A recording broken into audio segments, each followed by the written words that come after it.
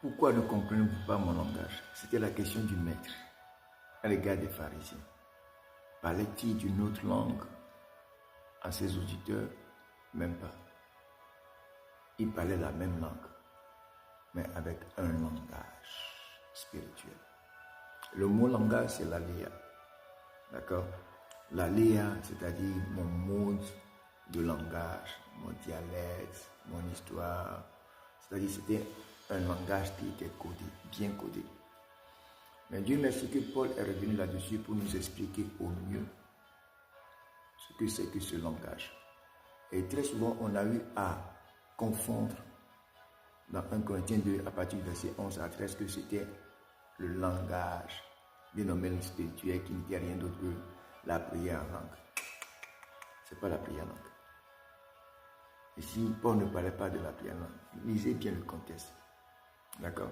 Et il a commencé d'abord par nous faire comprendre à partir du verset 11 que lequel des hommes, en effet, connaît les choses de l'homme si ce n'est l'esprit de l'homme qui est en lui. De même, personne ne connaît les choses de Dieu si ce n'est l'esprit de Dieu. Vous voyez, il y a un esprit qui est de l'homme, qui enseigne l'homme les choses de l'homme, et puis il y a un esprit qui est de Dieu, qui enseigne les choses de Dieu. Or, nous n'avons pas reçu l'esprit du monde, mais l'esprit qui vient de Dieu, afin que nous connaissions. C'est l'esprit qui vient de Dieu qui nous enseigne les choses que Dieu nous a données par sa grâce.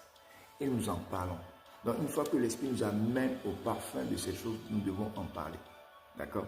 Et nous en parlons non avec le discours qu'enseigne la sagesse humaine. Vous voyez encore que le professeur est là. Et le professeur, en réalité, c'est la sagesse humaine. Mais avec ce qu'enseigne l'esprit. Donc, vous voyez, le professeur qui vient de Dieu, là, c'est l'esprit. Donc, il y a deux enseignants. Mais emploie un langage spirituel pour les choses spirituelles. Donc, une fois que l'esprit t'enseigne et que tu parles de la manière dont l'esprit t'a enseigné, tu es en train d'aiguiser, de parler, d'utiliser le langage spirituel pour les hommes spirituels. C'est ce qui s'est passé avec Jésus-Christ et Satan, lorsqu'il lui a demandé de transformer la pierre en pain. Jésus lui a dit que l'homme ne se nourrit pas seulement de pain. Vous comprenez? Et c'est ce qui se passe aussi. Lorsque vous me voyez, vous allez m'attribuer que je suis né d'un père, d'une mère. Donc je suis enfant de quelle personne? Mais l'Esprit vient me communiquer que je suis enfant de Dieu. Vous voyez? C'est les deux enseignants que nous avons. Vous voyez? Vous comprenez un peu? Lorsque je suis là, l'Esprit m'enseigne que je suis plus que vainqueur. Je suis né de Dieu. Je suis quelque chose. Je suis dans le côté triomphal. J'ai la vie de Dieu en moi. J'ai la nature de Dieu en moi.